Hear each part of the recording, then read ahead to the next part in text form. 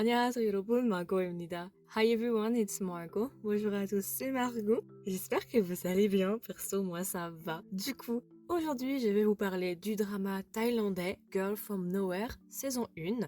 Oui, aujourd'hui petit drama spécial vu que c'était un drama thaïlandais déjà, waouh, premier drama thaïlandais du podcast. Bravo, on peut applaudir. Girl from Nowhere est un drama thaïlandais de 13 épisodes de 45 minutes qui date de 2018 et qui a été publié par GMM25, donc c'était le diffuseur de base pour la saison 1 et ensuite ça a été repris par Netflix. Dans les genres principaux, nous avons drame, école, fantastique, mystère, suspense, thriller et les thèmes abordés sont l'adolescence, la violence, la délinquance, l'école, le paranormal, la vengeance et le viol.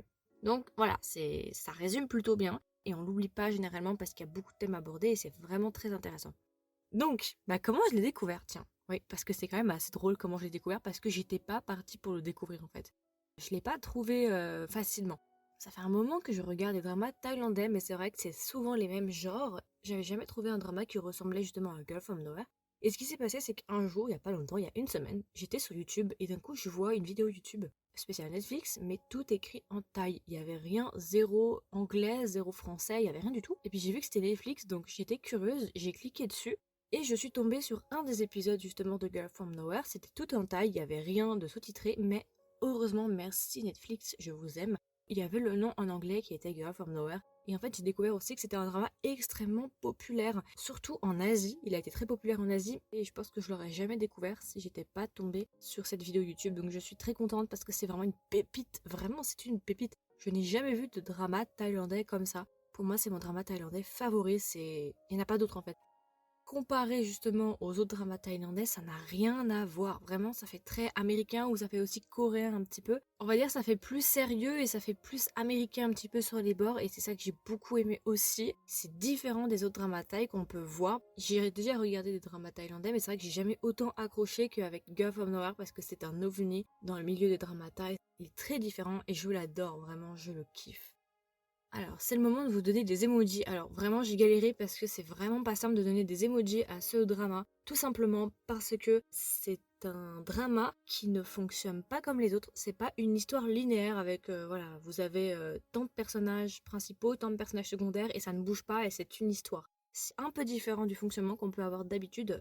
Ça m'a rendu la tâche très compliquée pour vous donner des emojis. Du coup, je vais faire de mon mieux pour vous donner des emojis généraux sur les thèmes abordés durant le drama et les thèmes en général. Alors, en premier, je mettrai l'emoji d'une fille avec les cheveux courts et une frange qui fait la tête, qui est énervée. Ce serait pour représenter Nano, l'actrice principale du drama. Ensuite, je mettrai l'emoji d'un ou d'une professeure. Donc, c'est l'emoji avec un tableau derrière parce que on va dire que le système scolaire dans Girl from Nowhere est super important. Il y a une grande centralité sur la question justement de l'aspect scolaire en fait et du rôle des professeurs aussi. En troisième emoji, je mettrai une liasse d'argent, tout simplement parce que l'argent est central dans le drama. Il y a plein de thèmes qui sont abordés dans Girl from Nowhere. L'argent, la place de l'argent est centrale. Ensuite, je mettrai une balance. Pourquoi? Pour représenter la justice, pour représenter le karma, tout simplement parce que dans le drama, on va dire que Nano agit un petit peu comme le karma ou comme la justice. Donc oui, la justice est centrale en fait, parce qu'il y a toujours le karma qui est en jeu dans ce drama-là. Ensuite, je mettrai un smiley qui rit, voilà, tout simplement, pour représenter Nano, une fois de plus. Ensuite, je rajouterai une arme, un couteau, peu importe, en fait, pour représenter la mort et représenter la violence. Parce que c'est aussi des thèmes qui sont abordés dans le drama. Donc là, ça fait 6. J'en aurais rajouté un. J'aurais rajouté un espèce de smiley d'un diable qui sourit, pour représenter... pas que Nano, pour représenter tout le monde dans le drama, en fait. Alors, de quoi parle Girl from Nowhere? Là est l'intrigue, là est la question. Alors, ça parle tout simplement de Nano. Nano va être incarnée par l'actrice thaïlandaise Shisha Amatayakul. Donc c'est l'actrice principale et à vrai dire, il n'y a qu'une seule actrice principale durant tout le drama. Pourquoi? Tout simplement parce qu'en fait, le drama est composé de 13 épisodes. Alors, du coup, comme je l'ai dit dans le drama, il y a 13 épisodes et ce qu'il faut savoir, c'est que presque chaque épisode est une nouvelle histoire. Alors, je m'explique. Nano, comme je l'ai dit, c'est une élève, c'est une fille mystérieuse. Dans le drama, on nous dit qu'elle a à peu près 16 ans. Et en fait, à chaque épisode, elle arrive dans un nouveau lycée. Donc, à chaque lycée, c'est une nouvelle histoire. Et en fait, elle va se faire transférer à chaque fois. Et à chaque fois qu'elle arrive dans un nouveau lycée, et tout simplement, elle va exposer l'hypocrisie ou elle va exposer des personnes, les côtés mauvais de certaines personnes dans l'école. Et ça va généralement toujours amener soit à un drame, soit à une leçon. et tout simplement elle agit comme le karma. Elle est là en fait pour punir les personnes qui sont mauvaises et elle est là pour faire ressortir les traits négatifs de ces personnes-là, mettre en lumière les dérives qu'il peut y avoir dans l'école en question. Donc comme je l'ai dit, on parlait de karma tout simplement parce qu'en fait Nano, on sait pas vraiment qui elle est tout au long du drama. Au début on pense qu'elle pourrait être humaine, mais en fait on va apprendre qu'elle est pas humaine. Et en fait on sait pas vraiment trop pourquoi elle est là, on sait pas trop d'où elle vient, on nous en apprend pas beaucoup durant la saison 1, mais on sait tout simplement qu'elle est vraiment là pour faire la justice. Et que généralement à la fin d'un épisode, on va dire que les personnes qui ont fait du mal, les personnes qui sont mauvaises, généralement elles sont punies. Donc voilà, donc l'enjeu tout au long du drama, ça va être de découvrir déjà qui est Nano, parce que c'est vrai que Nano, bon, elle est assez mystérieuse. On va en apprendre un peu plus tout au long du drama, mais c'est vrai que Nano, quand même, c'est compliqué d'avoir des informations sur elle. Vous en saurez plus durant la saison 2, parce que j'ai déjà vu la saison 2. La saison 2, elle est plus courte, elle aura que 8 épisodes, mais dans la saison 2, on en apprendra un peu plus sur qui est Nano, en fait. Donc tout ça bien évidemment en fait va se passer dans le milieu scolaire thaïlandais. Donc c'est assez intéressant parce que du coup à chaque épisode on va changer d'école et ce qui est super bien c'est qu'à chaque histoire on a une nouvelle école qui est très différente. Je sais pas du tout s'ils ont carrément changé de ville à chaque fois mais en tout cas chaque lycée est très différent. En fait à chaque fois qu'on arrive dans un nouveau lycée ce qui est bien c'est que vous aurez à chaque fois un nouvel uniforme. C'est toujours différent. C'est super bien parce que du coup vous avez vraiment l'impression de changer d'univers en fait. Il faut savoir que c'est un drama quand même qui ne va pas dans la dentelle. Alors c'est pas extrêmement gore, mais c'est vrai que Nano, à certains épisodes, on va dire qu'elle n'y va pas de main morte. Il y a des moments où c'est assez violent, c'est pas non plus hyper gore. La saison 2 est plus violente pour le coup, mais la saison 1 ça va. Mais il y a des épisodes qui vont se terminer bien, il y a des épisodes qui vont se terminer en fin ouverte, d'autres en statu quo, et puis il y en a d'autres qui vont se terminer assez mal. Mais généralement, franchement, c'est un très très bon drama, je vous le recommande à 200%, j'ai adoré. D'ailleurs, en fait, au même moment que je l'ai découvert, je l'ai recommandé à une autre amie qui s'appelle Chérie. Chérie, si tu passes par là, voilà. On l'a regardé presque en même temps. Et c'est vrai qu'elle aussi, elle a beaucoup aimé. Et en fait, le truc qui revenait souvent autant pour moi que pour elle, c'est qu'en fait, c'est un drama très addictif. La première fois que je l'ai regardé, je crois que j'ai regardé les 3-4 premiers épisodes d'un coup. Et en fait, le lendemain, pendant l'après-midi, j'étais en mode ah, mais ça me manque, j'aimerais bien me refaire encore quelques épisodes. T'as envie d'en voir plus. Dans la journée ou dans la journée, tu vas y penser, tu vas dire ah, j'aimerais bien ce soir me refaire des épisodes parce que ça me manque, parce que c'est un univers qui est assez sympa. Et en fait, l'avantage aussi de ce drama-là, en plus qu'il soit sur Netflix, c'est qu'aussi les épisodes sont relativement courts. Donc en fait, comme c'est des histoires à chaque fois, et ben ça va dépendre. T'as des épisodes qui vont faire 30 minutes et d'autres, je crois que le plus long, il fait 50 minutes, il me semble. Mais ça dépasse jamais les 1 heure. Jamais, c'est toujours inférieur à 1 heure et parfois c'est 30 minutes, 40 minutes. Donc c'est plutôt bien, ça c'est sympa parce que justement c'est pas trop long.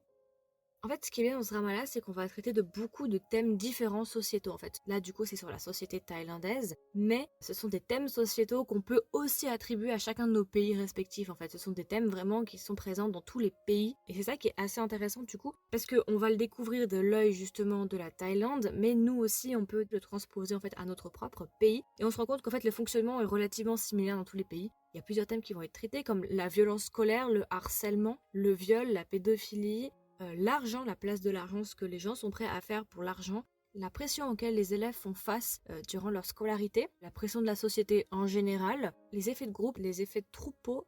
Il y a beaucoup le harcèlement scolaire et justement ce qui est sympa c'est qu'on parle du harcèlement scolaire mais on va pas parler uniquement du harcèlement scolaire entre les élèves, mais aussi on va parler du harcèlement scolaire entre les profs et les élèves parce que on a tendance à l'oublier. Très généralement on parle toujours de harcèlement scolaire, on pense tout de suite à des élèves entre eux mais on oublie qu'il existe aussi du harcèlement scolaire entre les profs et les élèves dans les deux sens. Et ce drama-là, justement, dépeint tout ça, en fait. Parce que comme le drama se passe dans un milieu scolaire, et les problèmes principaux qui vont être traités dans le drama, c'est dans le milieu scolaire. Donc c'est pas mal parce que du coup c'est vraiment un drama qui va pointer du doigt et mettre en lumière tout ce qui ne va pas en fait dans le système scolaire et même dans la mentalité en fait de la jeunesse en général et des dérives qu'il peut y avoir au sein des adolescents et de la jeunesse et de la société. Et je trouve ça super intéressant parce que c'est pas forcément ce qu'on a l'habitude de voir. En tout cas, pas dans les dramas thaïlandais ni dans les dramas en Asie en général. Il y en a pas des masses, ça se compte sur le doigt de la main des dramas comme ça. Et j'ai beaucoup aimé parce que justement ça apporte un œil critique et c'est super bien, c'est vraiment très intéressant. Ce que j'ai oublié de vous dire, c'est que chaque histoire, a priori, est issue d'histoires vraies. Alors, je suis allée me renseigner un petit peu, effectivement, d'après ce que j'ai pu entendre, effectivement, chaque histoire serait issue de vraies histoires qui se sont passées en Thaïlande. Nano, en fait, vit l'histoire de différentes victimes, donc des histoires vraies. Et c'est ça qui est super intéressant parce que là, du coup, au lieu que ce soit des histoires justement de victimes, et Nano, elle va prendre cette histoire-là qui est vraie et elle va la retourner et justement, elle va rendre justice quelque part au travers de l'écran. bah comme on n'a pas pu rendre totalement justice à ces victimes dans la vraie vie, et ben on va leur rendre justice dans le drama. Et ça rend le truc encore un peu plus effrayant, mais en même temps ça le rend étrangement réaliste en fait. Et on se rend compte que c'est la vérité. Et puis même, si vous êtes tous passés au lycée, peut-être qu'il y a une de ces histoires-là qui vous peut-être rappellera quelque chose en fait. Certes, c'est du fictionnel, mais il y a plein d'expériences réelles qui ont été agrémentées dans les histoires et forcément vous allez reconnaître quelque chose de familier dans une des histoires en mode ah oui, dans mon lycée, il y avait ça, ou dans mon lycée, il s'est passé quelque chose de similaire, ou dans mon lycée, nanana. Vous allez forcément un petit peu vous y identifier et on se rend compte qu'en fait toutes les écoles sont un petit peu similaires et tous les systèmes scolaires se ressemblent un petit peu.